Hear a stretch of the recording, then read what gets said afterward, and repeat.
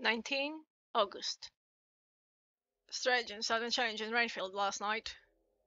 About 8 o'clock he began to get excited and to sniff about as a dog does when sitting. The attendant was struck by his manner, and on my interest in him, encouraged him to talk. He is usually respectful to the attendant, and at times servile, but tonight, the man tells me, he was quite haughty. Would not condescend to talk with him at all. All he would say was, "I don't want to talk to you. You don't count now. The master is at hand." The attendant thinks it is some sudden form of religious mania which has seized him. If so, must look out for squalls, for a strong man with homicidal and religious mania at once might be dangerous. The combination is a dreadful one. At 9 o'clock I visited him myself. His attitude to me was the same as that to the attendant, and his sublime self-feeling the difference between myself and the attendant seemed to him as nothing. It looks like religious mania, and he will soon think that he himself is God. These infinitesimal distinctions between man and man are too paltry for an omnipotent being. How these madmen give themselves away! The real God taketh heed lest a sparrow fall, but the God created from human vanities is no difference between an eagle and a sparrow. Ah, if a man only knew! For half an hour more Renfield kept getting excited in greater and greater degree.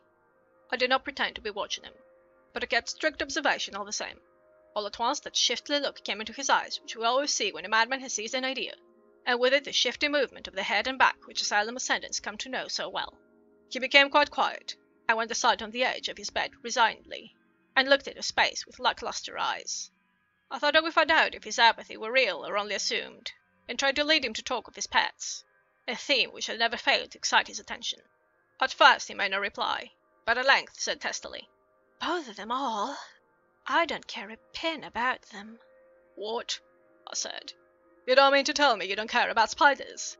Spiders are present at his hobby, and the notebook is filling up with columns of small figures.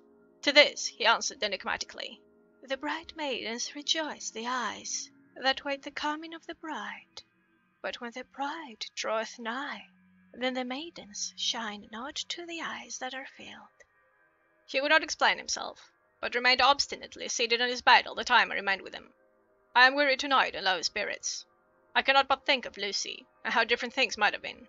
If I don't sleep at once, chloral, the modern Morpheus, C2, HCl3, O, H2O. I must be careful not to let it grow into a habit. No, I shall take none tonight. I have thought of Lucy, and I shall not dishonour her by mixing the two. If need be, tonight shall be sleepless.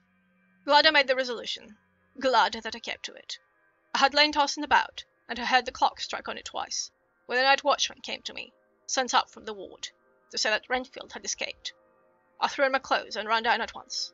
My patient is too dangerous a person to be roaming about. Those ideas of his might work out dangerously with strangers. The attendant was waiting for me.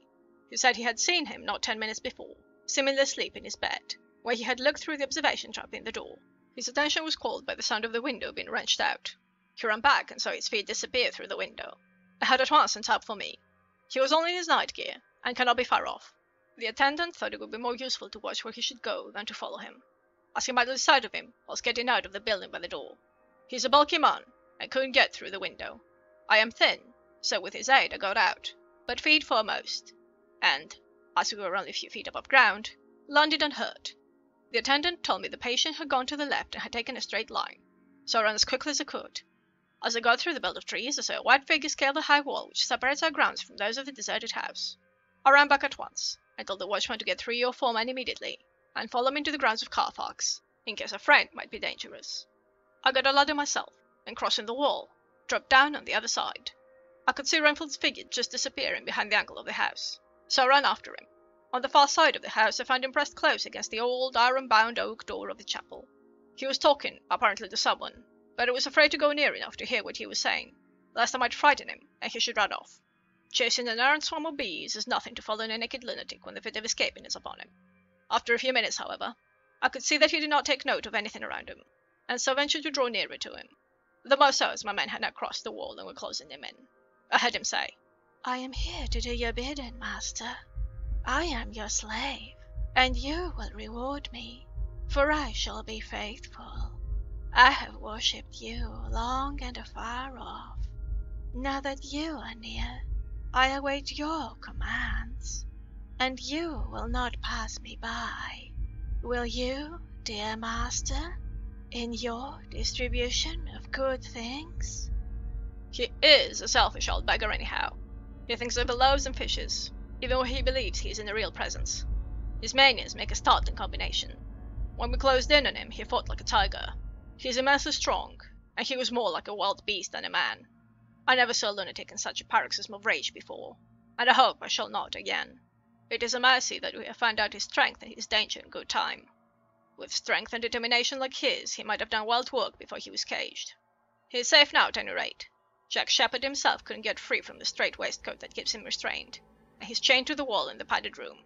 His cries are at times awful, but the silences that follow more deadly still, for he means murder in every turn and movement. Just now he spoke coherent words for the first time. I shall be patient, master. It is coming. Coming. Coming. So I took the hint and came to. I was too excited to sleep, but this diary has quieted me, and I feel I should get some sleep tonight.